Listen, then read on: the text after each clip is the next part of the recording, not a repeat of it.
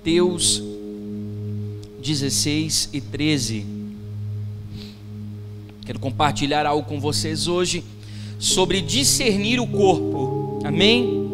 Paulo fala isso, que aquele que não discerne o corpo, né? Ele come e bebe indignamente, come e bebe para sua própria condenação. E nós precisamos discernir o corpo. Repita comigo: discernir o corpo é o passo inicial para uma verdadeira espiritualidade. E aí diz assim, Mateus capítulo 16 e 13: Indo Jesus para os lados de Cesareia de Filipe, perguntou aos seus discípulos: Quem diz o povo ser o Filho do Homem? E eles lhes responderam: uns dizem ser João Batista, outros Elias, outros Jeremias ou alguns dos profetas.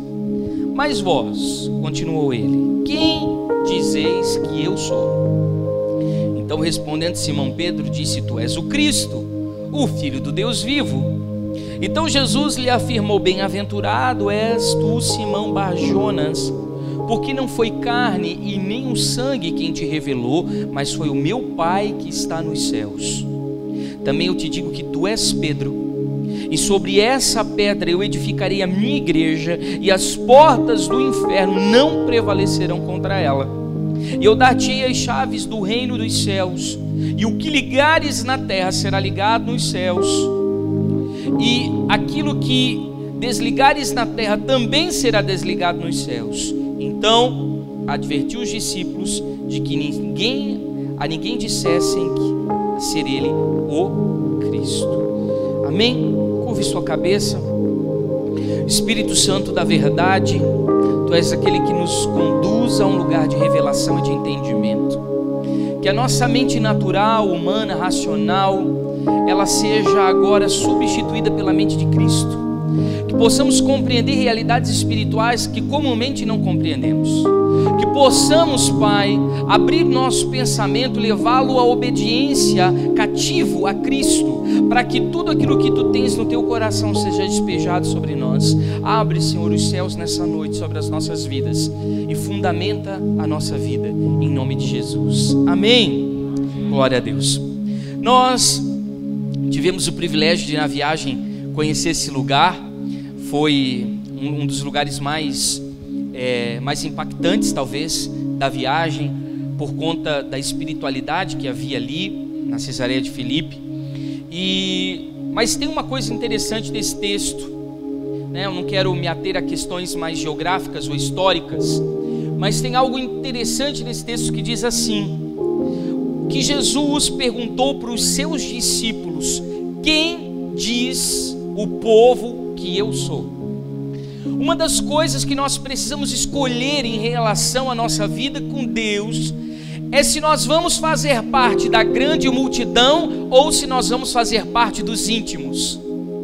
Se nós queremos ser aqueles que vão fazer ideia de quem Jesus seja, de que talvez tenha opiniões formadas acerca de Jesus, que tenhamos até alguma noção de quem Jesus é, ou então nós vamos caminhar tão perto do seu coração, como discípulos tão próximos do seu coração, que nós vamos realmente conhecê-lo e saber quem ele é. Uma coisa é nós conhecermos alguém, talvez como nós nos conhecemos durante uma viagem, tivemos alguns dias juntos, mas foi muito superficial. Outra coisa é sentarmos à mesa da comunhão, apresentarmos as nossas famílias, falarmos das nossas alegrias e das nossas tristezas, falarmos das nossas histórias, da nossa vida, ou seja, revelar o nosso coração. Quem nós queremos ser para Jesus? A grande multidão, o povo que tem uma noção superficial, rasa, evasiva da pessoa de Jesus, ou nós vamos nos aproximar do coração dele e vamos o conhecer assim como ele é. Nós precisamos ser íntimos de Jesus. Uma das coisas que mais eu tenho visto ultimamente são pessoas que aceitam uma igreja, aceitam uma denominação evangélica, aceitam uma placa denominacional, aceitam ser membro de uma instituição religiosa, ter uma carteirinha de membro, mas dificilmente você vai ter alguém que realmente tenha tido um encontro com o Cristo, alguém que tenha uma revelação de Jesus, alguém que conheça seu coração, alguém que seja apaixonado por Ele, alguém que o ame completamente, alguém que seja assim, tenha uma admiração por Ele, a ponto de conhecer as suas vontades, a ponto de conhecer os seus pensamentos, a ponto de conhecer as suas intenções, a ponto de conhecer a sua história. Nós precisamos mergulhar em Jesus. Nós precisamos fazer parte de uma igreja que não apenas serve a Cristo de longe, mas que tem intimidade e que está perto do coração de Cristo. Isso vai fazer toda a diferença para as nossas vidas. Esse texto continua dizendo: e eles responderam, uns dizem que tu és João Batista, outros dizem que tu és Elias, outros dizem que tu és Jeremias, enfim, alguns dos profetas. Nós não queremos aqui menosprezar e nem diminuir a importância, a relevância dos profetas no contexto histórico, no contexto da construção teológica, na palavra de Deus, porque nós somos poderosamente ministrados pelos profetas. Nós precisamos muitas vezes nos espelhar em muitos deles, nos inspirar em muitos deles, mas se tem uma coisa importante aqui, é que nós não podemos nivelar Jesus como um dos outros profetas. O que acontece muitas vezes conosco é que nós temos uma visão banal acerca de Jesus. Nós banalizamos quem Jesus é. Nós não temos temor por Ele, nós não temos gratidão a Ele. Nós poderíamos melhorar na nossa relação com Jesus. Nós poderíamos nos aplicar um pouco mais de buscá-lo. Nós poderíamos nos dedicar ainda mais a conhecer a sua vida, seu coração. Porque muitas vezes nós estamos tão preocupados com tantas coisas em relação à visão da igreja, em relação à missão da igreja, em relação aos nossos compromissos pessoais, que nós nos esquecemos da centralidade do Evangelho, que é Jesus Cristo. Nós estamos tendo contato com as coisas de Deus, mas não com o Deus das coisas. Nós estamos tendo contato com as coisas que estão circulando Cristo, mas nós não colocamos Jesus como o centro das nossas vidas. E nós precisamos voltar a estar olhando para Cristo. Repita assim comigo: eu preciso olhar para Jesus e conhecê-lo. Isso é que precisa acontecer nas nossas vidas. Nós precisamos fazer ideia de quem Jesus é, não de uma forma superficial, não o nivelando como qualquer outra pessoa, não. Ele nos salvou, Ele deu a sua vida por nós, Ele nos libertou, Ele nos comprou por alto preço, Ele pagou o nosso resgate, Ele nos lavou da multidão dos nossos pecados, Ele nos deu um novo nome que está escrito no livro da vida, Ele reescreveu a nossa história, Ele nos deu capacidade de sonhar, Ele mudou a nossa linha do tempo, Ele revolucionou a nossa mente, Ele alterou o curso da nossa família, Ele mudou o nosso casamento, a educação dos nossos filhos, Ele nos deu um chamado, uma vocação, Ele nos chamou, Ele fez coisas insondáveis que as palavras não conseguem alcançar. Quem é esse Jesus? Quem é esse Jesus que me amou tanto? Quem é esse Jesus que se apaixonou por mim? Quem é esse Jesus que me escolheu mesmo diante de toda a indignidade? Quem é esse Jesus que poderia ter escolhido qualquer pessoa da minha casa, da minha família, da minha vizinhança, mas o seu dedo foi certeiro, Ele disse: eu quero você. Quem é esse Jesus que, no meio de uma história tão triste, em que o caos se instalou, em que a crise bateu na nossa porta, em que os nossos sonhos acabaram, em que a nossa esperança terminou, pôde nos dar a capacidade de enxergar novamente a vida? Quem é esse Jesus que abriu os nossos horizontes, que ampliou a nossa visão, que nos deu novas possibilidades, que nos deu novas oportunidades, que abriu nosso campo de visão para que a gente pudesse voltar a ter esperança, voltar a sonhar? Esse Jesus é o Jesus que nós precisamos conhecer. E Ele não pode ser qualquer um, Ele não pode ter qualquer lugar, Ele não pode ser tratado de forma banal, Ele não pode ser tratado de forma distante. Ele precisa estar perto, Ele precisa ser íntimo, Ele precisa ser conhecido. Nós temos uma conexão em banda larga com a eternidade. Você sabe o que é isso? Quando você ora, quando você clama, quando você intercede, quando você adora, o seu espírito entra em contato com o Espírito Santo de Deus, e você se torna um canal transmissor de glória, ou seja, aquilo que Deus está liberando da eternidade acaba escoando pela sua vida, e você acaba transmitindo a presença da glória de Deus. Você sabe o que é isso? Nós temos a oportunidade de nos relacionarmos intimamente com Ele, de falarmos com Ele a todo momento, de estarmos perto dEle a toda hora, de ouvirmos a sua voz nos direcionando qual é a melhor opção, qual é a melhor escolha, qual é o melhor caminho. Nós temos a oportunidade de saber qual é a vontade dEle para as nossas vidas. Nós temos a oportunidade de conhecer qual é a intenção do seu coração para a nossa caminhada, para a nossa jornada, o que Ele quer que nós façamos. Jesus, Ele pode e Ele quer ser íntimo de cada um de nós. Então repita assim comigo: eu preciso conhecer. O primeiro passo de discernimento é o conhecimento. Eu preciso conhecer para discernir.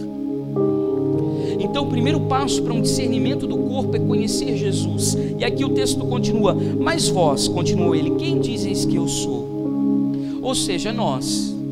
E nós que nos dissemos cristãos, nós que levantamos a bandeira do cristianismo, nós que nos dissemos evangélicos, nós que somos crentes em Jesus Cristo, quem é Jesus para nós?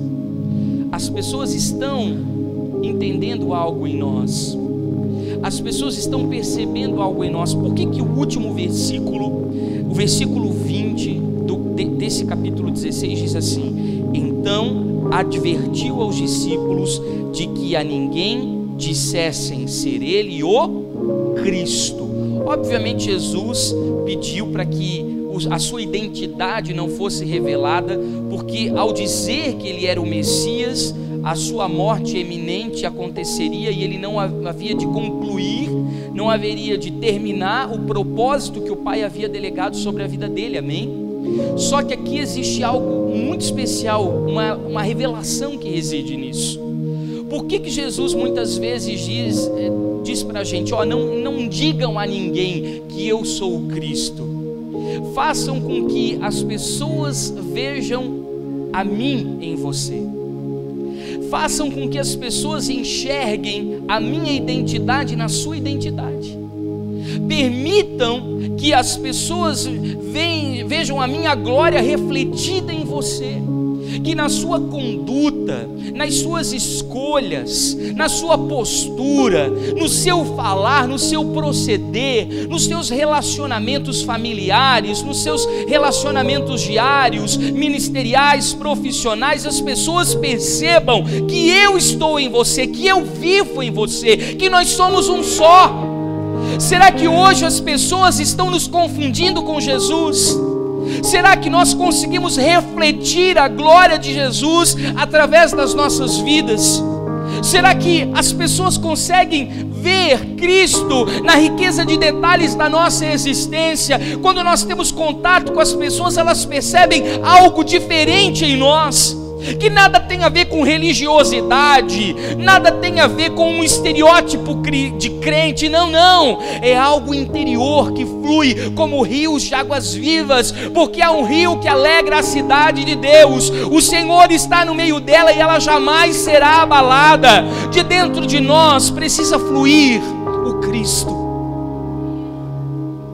de dentro de nós precisa fluir Jesus, e as pessoas precisam enxergar Jesus na nossa vida. Então, respondendo Simão Pedro, repita assim comigo: Simão Pedro disse: tu és o Cristo, o Filho do Deus vivo. Como é que Pedro conseguiu discernir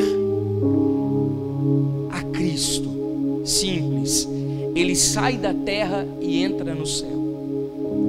Esse é o segundo passo do nosso discernimento. É quando nós encontramos sabedoria. Repita comigo: saber é diferente de conhecer. Às vezes você passa anos no banco de uma universidade só para pegar um canudo, mas como não tem a experiência, sai sem saber fazer. Porque conhecimento não te dá experiência. Conhecimento te carrega de informação, de dados. Mas sabedoria é quando você reúne a prática, a experiência de ter tido contato com aquilo, com o conhecimento que você tem. Só que sabedoria não se consegue de uma maneira natural. Sabedoria só quem pode dar é o Espírito Santo da verdade. Sabedoria é algo que é gerado nas entranhas do coração de Deus, é revelado pelo trono da graça, e nós precisamos entrar nesse lugar de sabedoria, de saber coisas que nós não saberíamos se não fosse por intermédio da oração, de saber coisas que nós não saberíamos se não fosse por intermédio da intercessão, de saber coisas que nós não saberíamos se não fosse por intermédio da adoração, se não fosse por intermédio da interpretação das Escrituras, quando dentro das entrelinhas da palavra elas se saltam diante dos seus olhos e você consegue ver de forma clara coisas que você antes não via. Isso é sabedoria, é o Senhor nos discipulando, é o Senhor nos ensinando. Mas existe um processo aqui. Salmos 24 diz: levantai, ó portas, vossas cabeças, levantai, ó portais eternos, porque vem entrando o Rei da Glória. Quando fala-se sobre portais eternos, quando fala-se sobre portas, há duas traduções no hebraico completamente diferentes. A primeira tradução para aquela porta, levantai, ó portas, vossas cabeças, fala de uma espécie de muralha que está ao derredor de um castelo.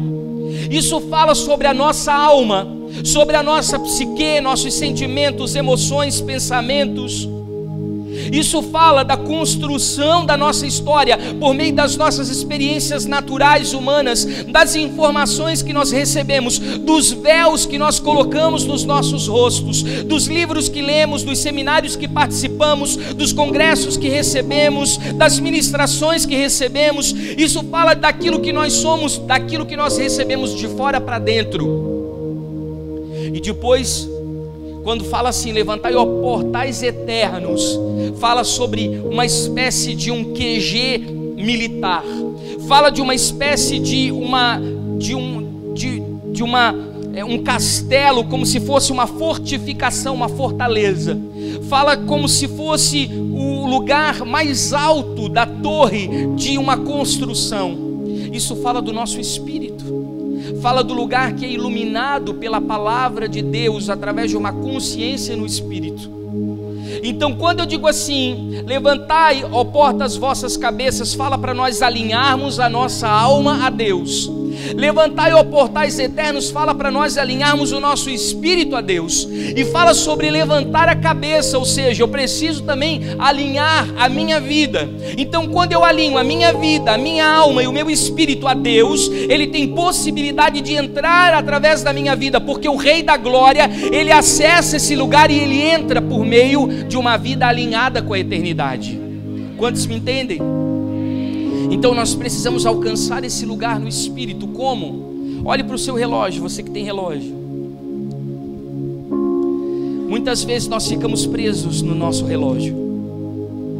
Isso fala de nós estarmos presos no nosso calendário humano, no tempo cronos, na nossa vida cronológica, na nossa agenda, nos nossos compromissos, nas nossas deliberações, na nossa rotina, nos nossos hábitos diários. Muitas vezes nós estamos presos na terra. Alguns de nós estamos aqui no culto, mas mesmo assim já estamos com a cabeça lá durante a semana, o que vai acontecer, as programações do que nós temos que fazer, porque nós não conseguimos desligar do nosso dia a dia, porque temos várias providências para tomar. Isso fala de uma vida presa no cronos, naquilo que é cronológico, na folhinha de calendário que está lá na parede da sua casa, e você todos os dias faz um X para dizer que mais um dia foi vencido. Agora existe um outro tempo, que é o tempo Kairos de Deus, o Kairos. O tempo Kairos fala de um tempo de visitação. Ah, como era bom aquele tempo, quando nós vivemos coisas fantásticas em Deus, milagres, prodígios, maravilhas, o sobrenatural, a provisão, a surpresa de Deus. De repente, quando eu pensava que não tinha solução, não tinha escape, não tinha saída, Deus vinha com a resposta. Eu abria a Bíblia e na minha devocional, Deus falava comigo na palavra. Eu estava num culto, Deus levantava um profeta, punha a mão na minha cabeça, confirmava todas as palavras que eu estava recebendo. Eu estava vivendo assim um tempo de revelação, um tempo intenso em Deus, o tempo Kairos. Só que nós ficamos muitas vezes presos nesses Kairos que aconteceram lá atrás, porque nós somos saudosistas, e a gente diz assim: ah, como era bom aquele tempo, ah, como foi bom aquela época, ah, como eu tenho vontade de viver aquilo de novo, ah, como seria bom viver aquilo novamente. Mas saiba de uma coisa: o tempo Kairos, ele acontece nas nossas vidas para nos empurrar para o centro da vontade de Deus, e como uma bússola, um balizador que vai nortear um novo tempo na sua existência. Ele vai inaugurar uma nova temporada na sua vida, ele vai abrir um novo tempo na sua caminhada. Então não é para a gente ficar ali perdido aproveitando o Kairos, não. O Kairos é para entender o que Deus quer e começar a caminhar. O que muitas vezes acontece é que a nuvem já se moveu há muito tempo, e por ter saudade daquele lugar, a gente não acompanha mais a nuvem, porque nós estamos presos no passado, de forma positiva às vezes, porque temos saudade. Só que o que os olhos não viram, o que os ouvidos não ouviram, e que nem subiu ao coração do homem, é o que Deus tem preparado para aqueles que o amam. A Bíblia diz que Ele pode fazer muito mais do que nós pedimos ou pensamos, pelo seu poder que em nós opera. Ou seja, aquilo que Deus tem preparado para o nosso futuro nem se compara com aquilo que nós já vivemos. Ou seja, Deus tem coisas melhores para nós usufruirmos, desfrutarmos nele. Deus tem pensamentos de paz e não de mal, para dar o fim que desejamos. Ou seja, Ele tem uma nova visão ampla, arrojada, de um futuro promissor, de novas portas que se abrem diante de nós. Então não fique preso nesse saudosismo, viva o novo de Deus. Às vezes nós queremos encaixar o novo em padrões velhos. Sabe o que aconteceu com o profeta quando Deus disse: eu não quero mais Saul, eu já tenho levantado um novo rei sobre a nação de Israel. Pega aí o teu óleo, vai lá na casa de Jessé o belemita, porque eu quero ungir um novo rei sobre Israel. E aí o profeta chega na casa de Jessé e diz: eu quero ver os teus filhos. E ele acha que é quem? Abinadab, Eliabe. Porque eles eram altos e bonitos, como Saul era. Porque a Bíblia diz que Saul se destacava diante da multidão e os seus ombros eram maiores do que os ombros do povo. Ou seja, ele procurou o novo dentro de um padrão velho. Às vezes a gente quer viver o novo de Deus, mas a gente está tentando encaixar o novo de Deus num padrão que já está o quê? Engessado nas nossas vidas, porque nós não estamos nos abrindo à mudança que Deus quer propor. Nós precisamos acompanhar a nuvem.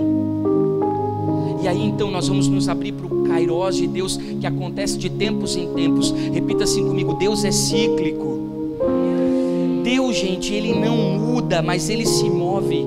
A base do trono de Deus são elipses, são rodas dentro de rodas. Quando você lê Ezequiel, você vê que a base do trono de Deus, ela se move de forma o que? Cíclica, ou seja, de tempos em tempos Deus nos visita.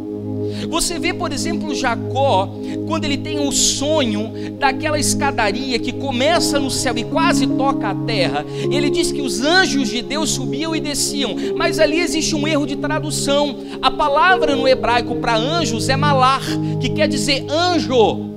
Então era um anjo só que subia e descia.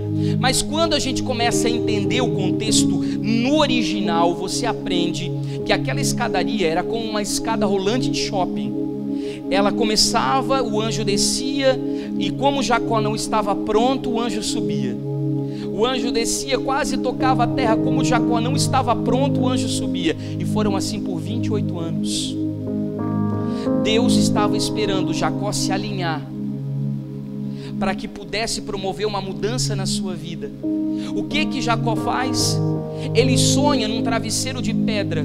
E sabe o que é sonhar num travesseiro de pedra? Talvez você tenha vindo nessa noite aqui, como disse mesmo o Gustavo, com muitas necessidades, com a crise na sua vida, o caos se instalando, as situações complicadas na sua existência. São os seus travesseiros de pedra. São os lugares desconfortáveis que Deus nos coloca. São os lugares desajeitados para a gente conseguir um lugar de descanso. A gente não consegue descansar direito. Mas os travesseiros de pedra, eles revelam os maiores sonhos de Deus para as nossas vidas. Aproveite essa situação em que você talvez esteja encurralado, você esteja pressionado, você esteja talvez sem solução, sem escape, sem saída. Mas esse é o momento que Deus mais vai abrir o seu campo de visão para você enxergar as oportunidades que Ele tem para a sua existência. E de repente, quando Jacó olha, ele vê aquelas escadarias subindo e descendo. E Deus fala: olha, a tua semente vai ser próspera na terra. A promessa que eu tinha com o seu avô e com o seu pai ainda continua, sabia? Eu ainda vou te usar nessa terra. Eu quero mudar o seu nome. Você e a sua descendência serão benditas. E em ti e na tua semente serão benditas todas as nações da terra. Ele recebe uma palavra. Só que o que ele faz? Ele sai daquele lugar e ele vai para uma outra cidade. Ele constrói uma cidade. Ele se casa. Ele tem filhos. Ele fica rico. Ou seja, ele vai fazer coisas que Deus não o chamou para fazer. Talvez às vezes a gente não está buscando um alinhamento nas nossas vidas, porque nós estamos fazendo escolhas fora do propósito de Deus. Porque Deus nos chamou para determinadas coisas na nossa vida e nós fechamos os nossos ouvidos e fomos fazer outras coisas. E sabe o que acontece com Jacó? A sua filha Diná é desonrada, é deflorada numa terra estranha. Sabe o que acontece com Jacó? Os seus filhos vão até essa cidade onde esse jovem que estuprou a sua irmã morava, e eles dizem que vão circuncidar, fazendo uma aliança com Deus verdadeiro, mas eles matam todos os homens daquela localidade. Ou seja, eles se tornam assassinos em terra estranha. Quando Jacó olha para os seus filhos, que eram o motivo da promessa de Deus, que seria uma semente bendita, e vê que está todo mundo se perdendo, ele põe a mão na consciência e diz: eu preciso voltar para Betel. Eu preciso voltar para o lugar onde Deus falou comigo pela primeira vez. Eu preciso voltar a discernir o que Deus tem comigo. Eu preciso entender o que Deus me chamou para ser e fazer. Eu preciso voltar para a minha identidade original. Repita-se comigo: identidade original. E aí ele volta, e a Bíblia diz que quando ele faz a oração a Deus, ele diz assim: Senhor, eu sou menor do que todas as tuas benevolências, porque para esse lado eu passei com um cajado, ou seja, eu tinha autoridade. Agora eu estou voltando em 2 bandos, ou seja, a família estava destruída. Mas foi necessário Deus permitir que essas coisas acontecessem na vida dele, que o abalasse, para que ele acordasse que era o momento certo de voltar ao padrão original. Algumas coisas estão acontecendo na nossa vida, porque Deus está tirando o tapete de debaixo dos nossos pés, para tirar a nossa segurança e dizer para nós mesmos: você está fora do lugar que eu quero que você esteja. Você está vivendo um propósito longe daquilo que eu programei. E aí nós precisamos fazer o retorno, nós precisamos voltar, e aí nós vamos entender o que Deus quer. Mas existe um outro tempo além do Kairos. se chama Olã. E o Olã de Deus, ele na verdade se chama o trono de Deus. E no trono de Deus, a nossa identidade ela é revelada. Repita comigo: identidade. A Bíblia diz que Deus chamou Jeremias lá no capítulo 1 e disse assim: Jeremias, antes que tu estivesse no ventre da tua mãe, eu já havia te estabelecido como profeta entre as nações. E a Bíblia diz em Apocalipse capítulo 2 versículo 17 que na eternidade existe uma pedra branca com um nome a nosso respeito que nunca foi pronunciado antes. Ou seja, existe uma identidade na eternidade acerca de nós que precisa ser descoberta. Nós precisamos entrar nesse lugar para entender o que Deus tem para nós. Talvez você diga: não, mas eu tenho um chamado. Não, identidade não é o que você faz, identidade é o que você é. Isso fala da sua essência, isso fala do seu ser, não das práticas.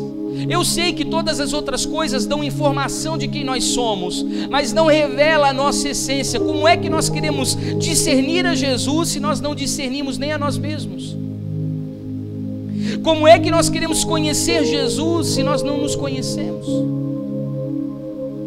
Deixa eu dizer algo para você: chamado é para todos. Repita comigo: chamado é para todos. Quando Adão cai lá no jardim do Éden e ele é destituído da glória de Deus, todos os dias o Eterno descia ao jardim para ter um tempo de comunhão com a criação, e ele se encontrava com Adão e ele tinha um tempo gostoso de comunhão, de partilha. E naquele dia o Eterno desceu e não encontrou onde ele achava que encontraria Adão, onde eles marcavam o encontro todos os dias. Olha só que interessante, você acha que Deus, na sua onisciência, não sabia onde Adão estava? Óbvio que ele sabia. Sabia, eu costumo até dizer, sabia que Adão estava na moita 3, da quadra 4, né? Porque sabia exatamente onde é que ele estava. Mas Adão estava perdido em relação a ele mesmo. Ele tinha perdido a referência de quem ele era. Aí ele diz assim: Senhor, eu me escondi porque eu pequei e agora eu estou com vergonha. Aí o que o Senhor diz? Adão, onde tu estás? O Senhor nos chama pelo nome, para que a gente possa se encontrar. O Senhor nos chama pelo nome para que nós possamos nos situar. Onde nós estamos? Eu não falo de geograficamente, eu falo de uma questão existencial. Onde nós estamos? E mais do que isso, quando o Senhor nos chama pelo nome, Ele está perguntando quem nós somos, se nós continuamos a ser a mesma pessoa.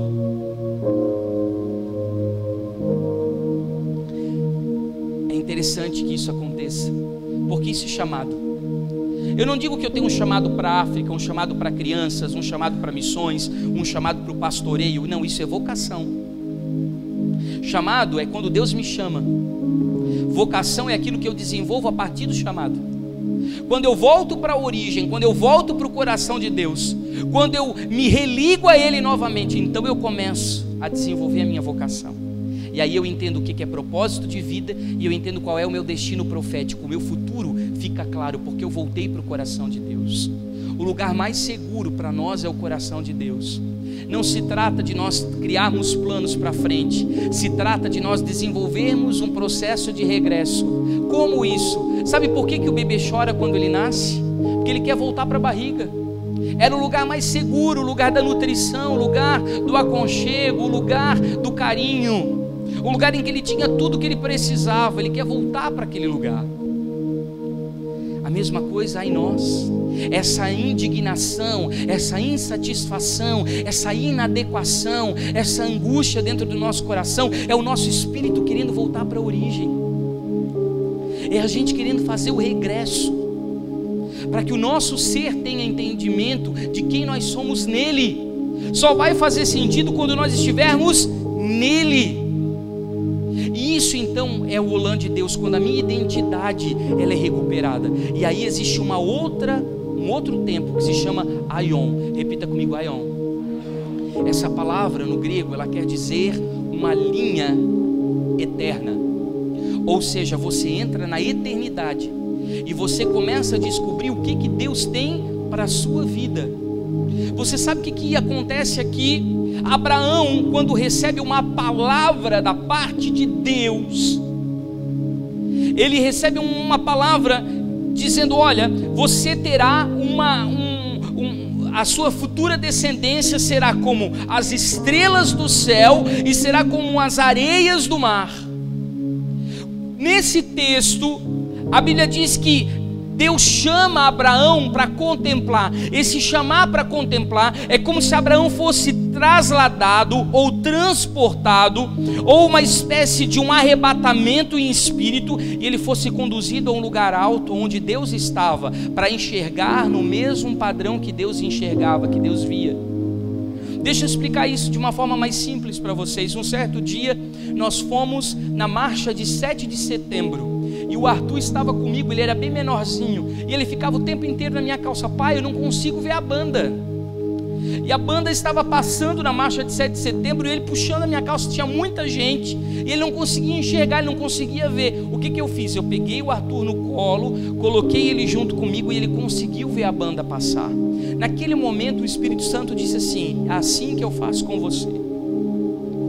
E eu parei para ouvir o Senhor, e o Senhor me dizia assim: quando você está perdido em relação à sua vida, você não consegue enxergar um palmo diante do seu nariz, seus olhos estão nublados, estão como uma névoa, eu te pego no meu colo e eu te levo para enxergar no mesmo panorama que eu estou enxergando, para que você veja no mesmo prisma, na mesma dimensão que eu estou vendo, e você passa a enxergar da maneira que eu vejo.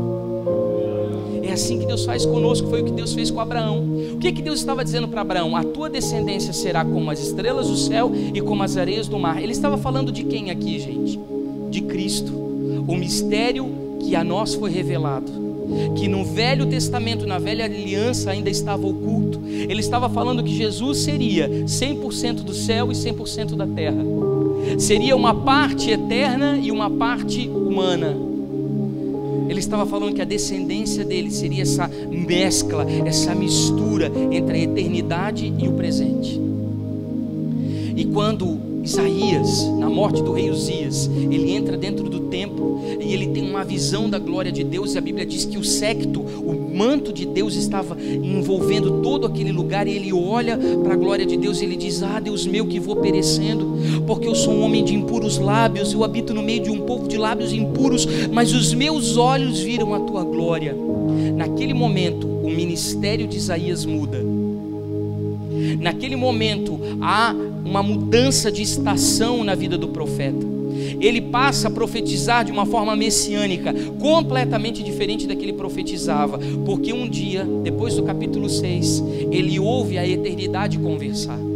Poucas vezes você vê o Pai, o Filho e o Espírito Santo reunidos para tomar uma decisão de comum acordo. Você vê isso primeiramente em Gênesis, quando eles decidem acerca da criação do homem. Eles dizem assim: façamos nós, o Pai, o Filho e o Espírito, o homem conforme a nossa imagem, conforme a nossa semelhança, e assim o homem foi feito.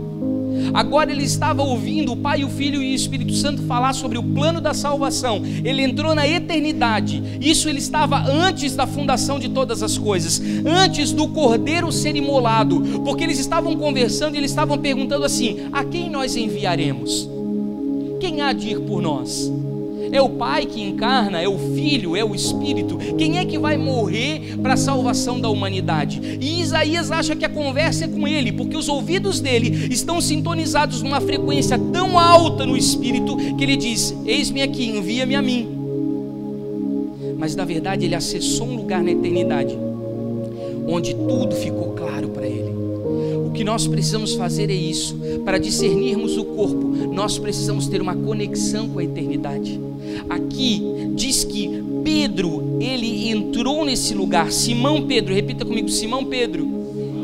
Isso fala de uma nova identidade. O que é Simão Pedro? Fala que ele era um pouco Simão e um pouco Pedro, um pouco carne e um pouco espírito.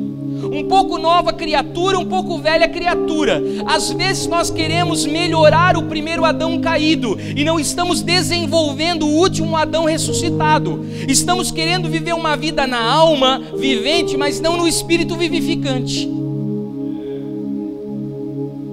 E Deus está nos chamando para viver uma nova proposta de espiritualidade, para não ser metade mundo e metade espírito, para sermos um só. Mas esse Pedro, meio carne, meio espírito, olha para Jesus e diz assim: tu és o Cristo, o Filho do Deus vivo. Ele viu dentro de Jesus, o filho do carpinteiro, encapsulado ali dentro, o Cristo ressuscitado. Ou seja, ele viu todos nós, nascidos de novo da água e do Espírito, como filhos.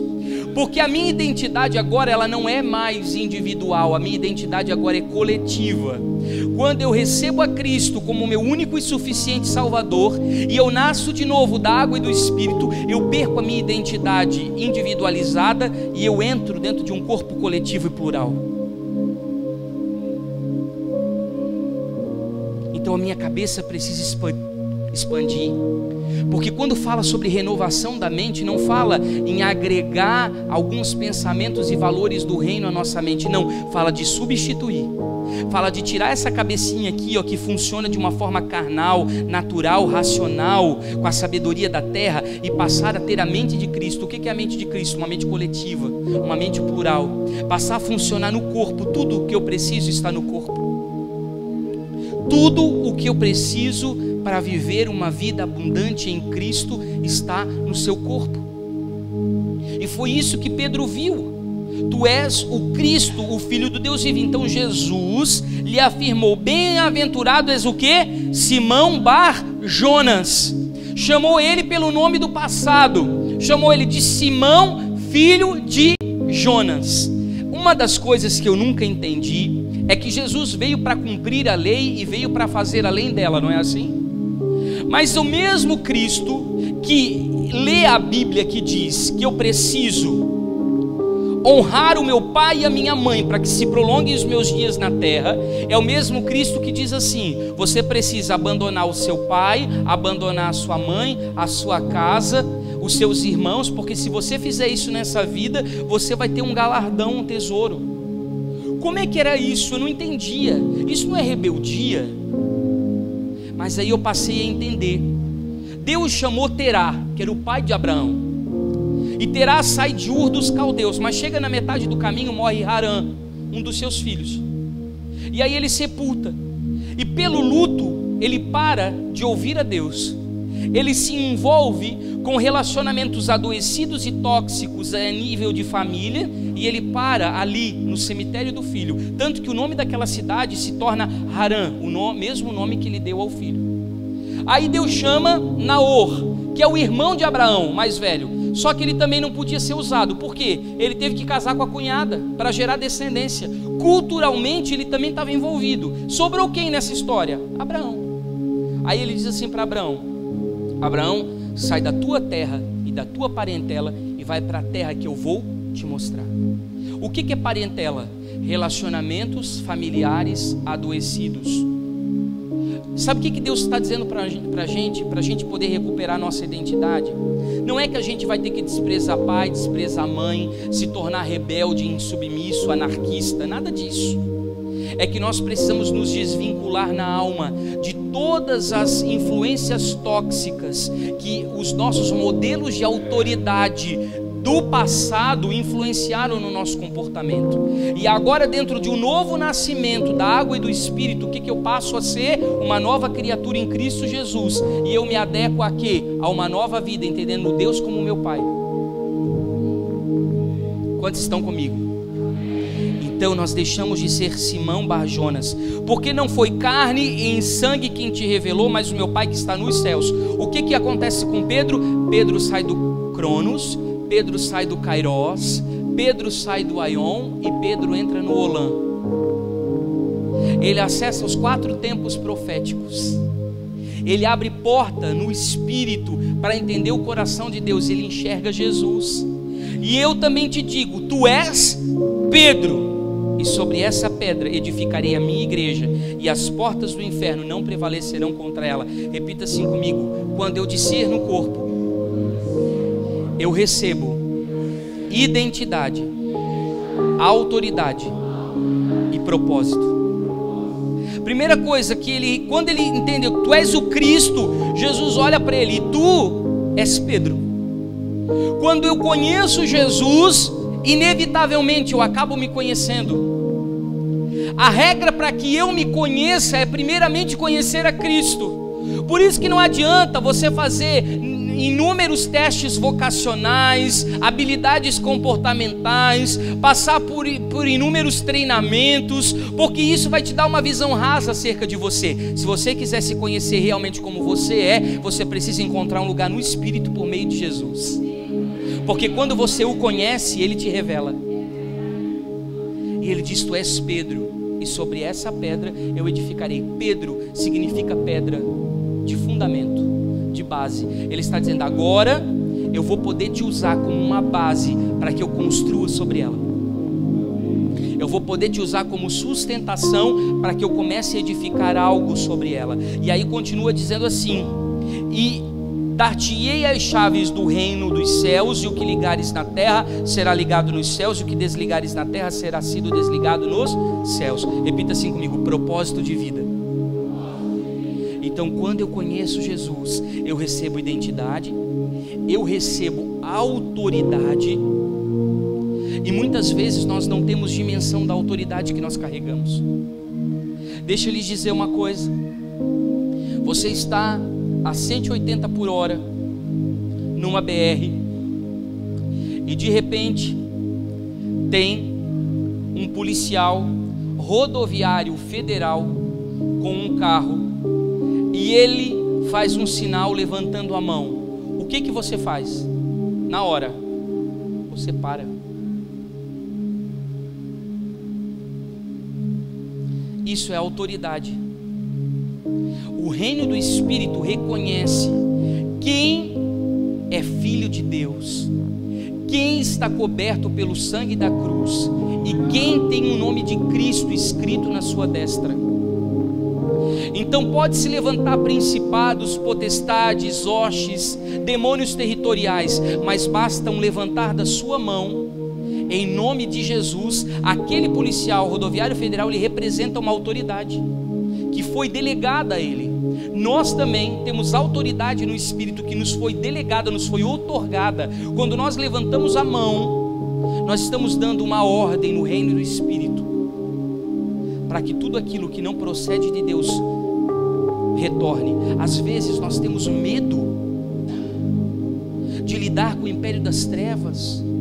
Nós temos, medo de lidar com essas questões todas ligadas a principados, potestades. A gente acha isso muito místico. Não, existe autoridade sobre você. O Senhor te delegou autoridade. Às vezes nós não, um filho fica doente em casa, a primeira coisa que nós fizemos é correr aos médicos. Não, imponha as mãos sobre os enfermos e eles serão curados. Às vezes você levanta durante aquele dia e você levanta angustiado, aí você já pensa: eu tô ficando com depressão, preciso correr para um psiquiatra. Não, calma,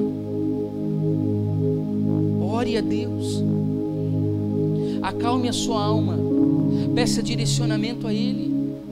Às vezes naquele dia você não vai estar bem, como nós não. Tem dias que nós não estamos bem, mas às vezes é um levante no Espírito, e nós precisamos ter discernimento para saber o que está se levantando contra as nossas vidas. Às vezes uma situação pequena, porque nós somos leões espirituais no culto de domingo, mas nós somos gatinhos emocionais na primeira hora da segunda. Aqui hoje à noite nós somos assim os mega espirituais. Agora passou daquela porta para fora, a gente já volta a ser o que a gente é. Por que isso acontece? Aí amanhã basta uma ligação contrária, alguém falou alguma coisa difícil para você, parece que já manchou a semana toda. Não, saiba levantar a sua mão em autoridade, saiba entender que você é uma pedra de fundamento, saiba entender que Deus vai construir a partir da sua vida. Saiba ter discernimento no Espírito sobre quem você é e o que você foi chamado para fazer. E aqui diz que as portas, eu te darei as chaves do reino dos céus. Repita comigo: chaves do reino dos céus. Quando eu conheço a Cristo, quando eu discerno o corpo, eu recebo chaves que me empoderam no reino do Espírito para abrir e fechar portas. Os segredos eternos do coração do Pai são revelados a mim. As motivações são reveladas a mim. Nós temos uma pastora na nossa equipe chamada Vanessa. Ela é uma grande empresária. Começou numa salinha de 2x2 com um ventilador e um PC velho, um computador velho, puxando cargas para o porto. E Deus deu uma direção a ela de ser fiel em tudo, né? Dízimos, ofertas. Ela sempre foi muito generosa, mas eu lembro de uma época dela dar dízimo de 25 centavos. Ela era extremamente rigorosa em relação às coisas de Deus, e mais do que isso, dá a César o que é de César e a Deus o que é de Deus. Ela pagava todos os impostos regularmente, até que um dia, um dos consultores da empresa dela foi procurado por uma empresa internacional, um órgão internacional, e que procurava uma empresa que tivesse transparência e fosse uma empresa íntegra, uma empresa séria, que pagasse todos os seus impostos, porque eles só poderiam entrar no Brasil por intermédio de alguém que tivesse esse tipo de estrutura. E aí ela mandou todos os números, os relatórios, vieram para o Brasil, fizeram uma visita e realmente conferiram que ela era uma empresa preto no branco, tudo correto. E por conta disso eles fecharam um grande negócio. E esse cliente internacional falou para outro, que falou para outro, que falou para outro, que falou para outro, e hoje eles são uma potência. Mas como é que a pastora Vanessa se move? Ela é uma mulher da intercessão. Tem dias que ela cancela a reunião na empresa porque Deus diz para ela ficar em casa orando. E às vezes ela está em casa, Deus diz assim: empresa tal. Ela vai lá, pesquisa qual é a empresa, e Deus diz assim: pega agora o avião amanhã e vai para lá, porque eu tenho uma palavra para a pessoa que você vai encontrar. Ela pega o avião, ela vai para lá e Deus dá a pessoa, e ela tem as chaves do reino, porque é uma pessoa que discerne o corpo. Então o que Deus dá para ela? Revela o coração daquela pessoa. Ela tem a chave do coração daquela pessoa. Em menos de 15, 20 minutos aquela pessoa está em pranto, chorando na frente dela e fechando o negócio, porque ela se move espiritualmente. Nós deveríamos nos mover assim. Quando nós temos discernimento do corpo de Cristo, as coisas espirituais, elas se tornam latentes, aparentes, claras, evidentes. Os nossos olhos espirituais são rasgados e nós passamos a enxergar coisas de forma diferenciada. Eu ministrei isso na convenção, eu quero falar até sobre isso. Antes de derramar sangue na cruz, Jesus derramou sangue no Getsemane. E quando ele derrama sangue no jardim, ele está dizendo o seguinte: a primeira mulher, ela foi até a árvore do conhecimento do bem e do mal, ela viu que o fruto era bom para se comer, ela se alimentou do fruto e ela pecou contra mim. Ou seja, ela viu, ela sentiu o cheiro, ela sentiu o gosto, ela ouviu a voz da serpente, ela tocou no fruto, ela teve contato com o fruto. E agora nós não estamos mais no corpo de Eva, nós estamos no corpo da igreja, e a igreja é o corpo de Cristo. Então nós não podemos mais tocar nas coisas profanas, nas coisas pecaminosas, nas coisas proibidas. Hoje os nossos sentidos, as nossas percepções, elas não podem estar ligadas às coisas desse mundo, mas nós precisamos ter uma conexão no Espírito, através do Espírito Santo de Deus. Então quando Jesus estava ali no jardim, no Getsemane, ele estava dizendo: da mesma maneira que o primeiro Adão pecou no jardim, eu estou devolvendo para vocês o lugar da intimidade. E naquele momento ele transpira sangue, ele vive um processo chamado hematohidrólise, ou seja, ele começa a sangrar por todos os orifícios do corpo. Ele sangra pelos olhos, pelos ouvidos, pela boca, as papilas gustativas, a garganta, os ouvidos, as mãos, os poros, transpiram sangue. Por que isso acontece? Porque ele está dizendo que agora a vida no corpo é uma vida consagrada, e você não tem mais uma percepção humana, natural e racional da vida. Você vai se conectar ao Espírito, e ele vai te mostrar coisas diferentes sobre a sua existência. Ele está dizendo o seguinte, que antes eu tocava com as minhas mãos, e às vezes eu tocava indevidamente, de forma pecaminosa. Hoje não, hoje as minhas mãos, elas são as mãos de Cristo, e eu toco transferindo a bênção, conforme Hebreus capítulo 6, através da imposição de mãos, eu transfiro a bênção. Agora eu não olho mais do jeito que eu olhava. Agora os meus olhos são consagrados a Deus, e agora eu tenho uma visão profética como de águia. Eu olho um futuro promissor diferente daquilo que eu viria de forma natural. Às vezes você está olhando só as circunstâncias, olhando o problema, olhando por meio da sua verdade, não está conseguindo enxergar do ponto de vista da revelação, e Deus rasga os seus olhos para que você enxergue coisas diferentes.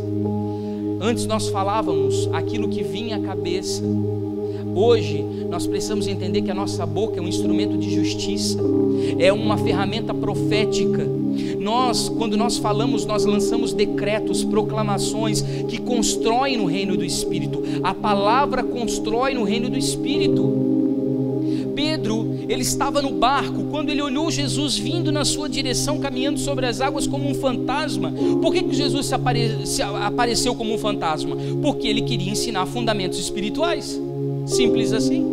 E Pedro disse: Senhor, se é tu mesmo, me chama para que eu vá contigo. E o Senhor disse: vem. Quando o Senhor disse vem, Jesus é a palavra, o verbo vivo que se fez carne. Ele se projeta. Quando ele diz vem, ele acaba se projetando, se desdobrando, e ele cria no reino físico a materialização daquilo que existe no reino espiritual, a condição para que Pedro caminhe sobre as águas. Só que Pedro não caminha sobre as águas, Pedro caminha sobre a palavra. Só que de repente Pedro, ele olha para o vento, ele olha para o mar, e ele se desespera, e ele afunda. Jesus o pega pela mão e diz: homem de pouca fé, por que duvidaste? Jesus estava dizendo assim: Pedro, eu quero que você pregue para uma grande multidão se converter. Pedro, eu quero que você seja o apóstolo que vai fincar as primeiras estacas da igreja histórica, da igreja primitiva. Pedro, eu quero que você seja um fundamentador. Você não está pronto para andar sobre a minha palavra ainda. Você sucumbe, você afunda, você se afoga. Muitas vezes nós queremos andar em determinados níveis espirituais, mas nos falta discernimento. Nós não estamos preparados para caminhar nesse lugar. Então a primeira coisa é pedir para o Senhor: Senhor, abre os meus olhos, me dá entendimento, me dá revelação. Eu quero compreender, eu quero te entender, eu quero saber quem o Senhor é, para entrar nesse lugar de revelação. Agora eu não sinto mais cheiro de confusão, eu sinto o cheiro do perfume da adoração que sobe como incenso suave diante de Deus. Os meus ouvidos não estão mais sintonizados em fofoca, futrica, picuinha. Não, os meus ouvidos agora ouvem a voz do Espírito Santo, e Ele fala ao meu coração e me diz que tipo de atitude eu preciso ter e que tipo de palavra eu preciso dizer. Ou seja, toda a minha vida agora, eu não tenho mais os sentidos da alma, eu tenho os sentidos do corpo de Cristo. E aí eu entro num lugar de discernimento, para que haja autoridade. Repita assim comigo: tudo que eu desligar na terra será desligado, e tudo que eu ligar no céu será ligado. Isso é propósito. O propósito que você tem na terra como sacerdote é fazer representatividade e conectar céu e terra, desligar o que não procede e ligar o que procede. Simples assim. Essa é a nossa realidade de vida. E por isso eu queria pedir que você ficasse de pé comigo.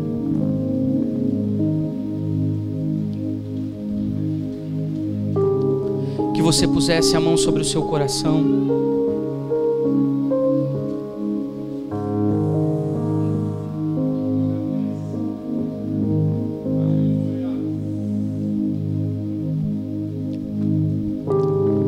E que você pedisse para o Senhor: me dá discernimento.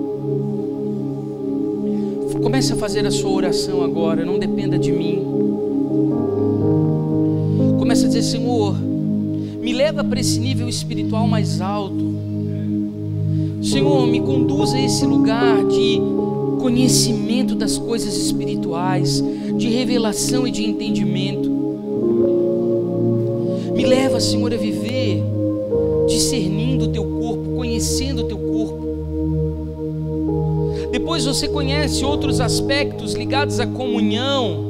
Depois você conhece outros aspectos ligados à vida no corpo, que flui no corpo. Mas o primeiro passo é você pedir sabedoria para discernir o corpo.